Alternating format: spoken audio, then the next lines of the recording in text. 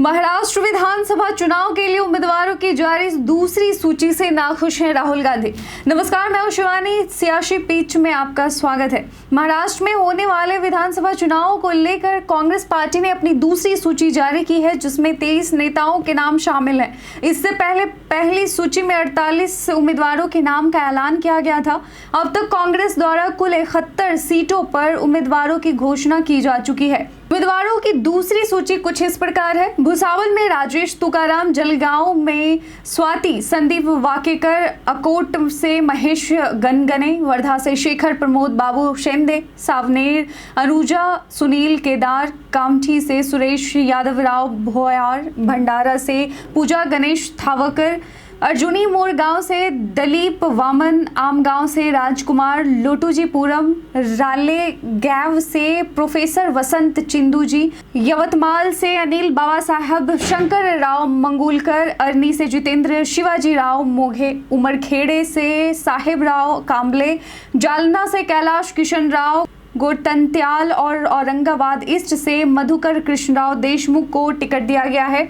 महाविकास अघाड़ी के अंदर seat sharing को लेकर उठे विवाद के बीच कांग्रेस में भी खींचतान शुरू हो गई है। जानकारी के अनुसार राहुल गांधी इस बात से नाराज हैं कि मुंबई और विदर्भ की मजबूत सीटें शिवसेना उद्धव को दे दी गई है। उन्होंने कांग्रेस इलेक्शन कमेटी की बैठक में अपनी नाराजगी जताई। मीडिया रिपोर्ट्स के अनुसार राहुल गांधी का कहना है कि जिन सीटों पर कांग्रेस का प्रदर्शन बेहतरीन था, उन्हें शिवसेना को देने का निर्णय सही नहीं था। उन्होंने बांद्रा, पूर्व नासिक, मध्य रामटेक और अमरावती की सीटों का उदाहरण देते हुए कहा कि 2019 में इन सीटों पर कांग्रेस का प्रदर्शन शानदार था।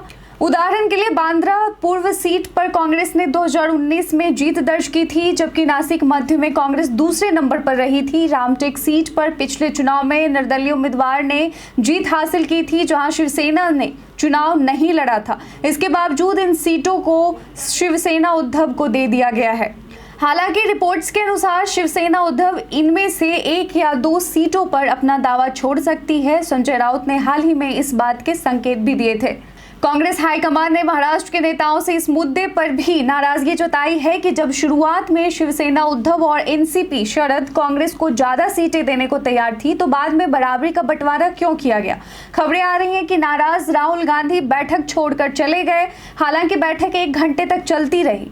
कांग्रेस के कई नेता अपने परिवार के सदस्यों को टिकट दिलाने के लिए सक्रिय हैं। पूर्व अध्यक्ष बाला साहब थोराट अपनी बेटी जयश्री के लिए टिकट चाहते हैं। वहीं नेता प्रतिपक्ष विजय वट्टेविडर भी अपने परिवार के लिए टिकट की कोशिश कर रहे हैं। महाराष्ट्र की सभी 288 सीटों के लिए नामांकन की अंतिम तारीख 29 अक्टूबर है। इसके बाद नाम वापस लेने और स्क्रूटनी का कार्य होगा। मतदान 20 नवंबर को होगा और परिणाम 23 नवंबर को घोषित किए जाएंगे।